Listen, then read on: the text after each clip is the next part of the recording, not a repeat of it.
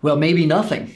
But generally, you think of a contractor as more of a general contractor, whom, in the case you were building a new construction home, you'd have a general contractor overseeing a lot of other contractors that we would call subcontractors. Those would also be contractors. Usually, a handyman comes in the situation where I need to have some unlicensed work done, or maybe I just need to paint a room or repair a piece of sheetrock.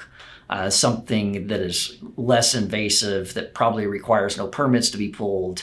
It's probably a less valuable type of work, wherein if we don't have a contract or we don't have insurance or permits, it's not such a problem.